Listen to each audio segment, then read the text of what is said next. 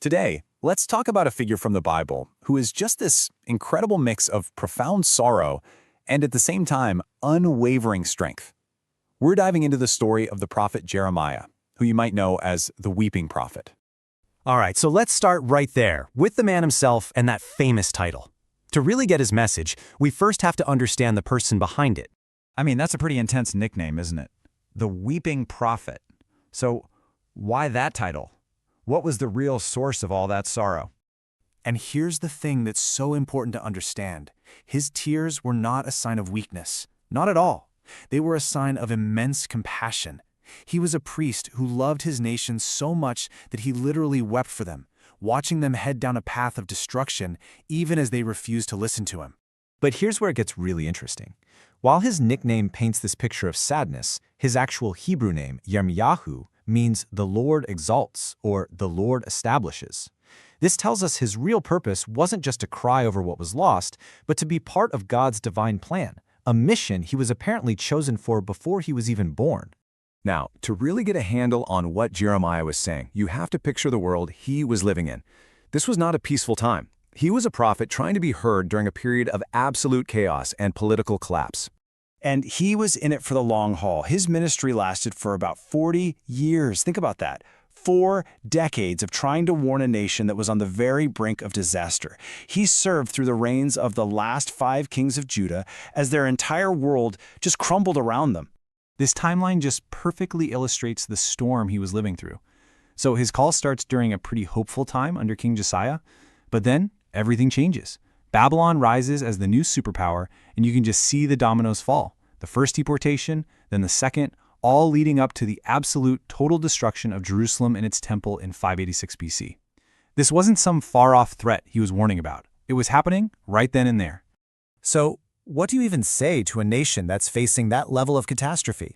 Well, this gets us to the heart of Jeremiah's message, which was this incredible balancing act between 2 seemingly opposite ideas, a message of stark warning, but also a message of profound hope.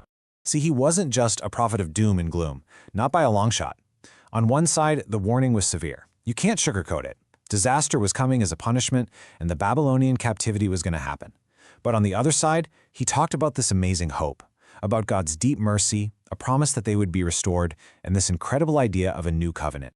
You know, this quote just absolutely nails it. He was operating under the rules of the Old Covenant, which came with serious consequences for breaking God's laws. But his heart and his most hopeful prophecies were already pointing to the future, to a different kind of relationship with God, a new covenant that wasn't about rules on stone tablets, but about a change written directly on the human heart.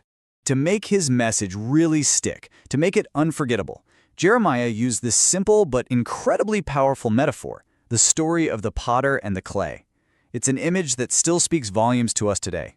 The idea, which you can find in his book, is so simple yet so deep.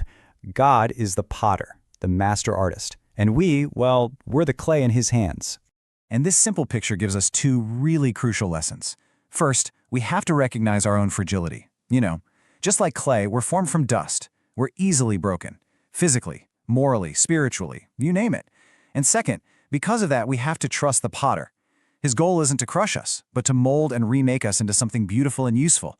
It's all about surrendering to that loving process, even when it feels like we're being completely reshaped. So this all brings us to Jeremiah's legacy. You'd think with such powerful words and this deep love for his people, his life would have been, easier. It was anything but. In fact, his commitment to that message came at a huge personal cost. Just take a look at what this man endured. He was publicly mocked by the very people he was trying to save. He faced open hostility from kings and rulers. At one point, he was literally thrown into a muddy pit and just left there to die. And at the very end, he was dragged to Egypt against his will. It's just a testament to his incredible resilience that he kept speaking his truth, with his loyal secretary Baruch writing it all down for us to read today. And maybe it's a fitting end for a life filled with so much turmoil, but his death is shrouded in mystery. The Bible doesn't actually tell us how he died. There is a tradition that says he was stoned to death in Egypt by his own countrymen, a final, tragic rejection for a man who gave his entire life for them. And that kind of leaves us with a final, really challenging thought. Jeremiah's story is all about unwavering conviction, even when you're facing constant rejection. And that's a powerful mirror for our own lives, right? So the question for all of us is, how do we find the strength to stand up for what we believe in, especially when it feels like nobody is listening?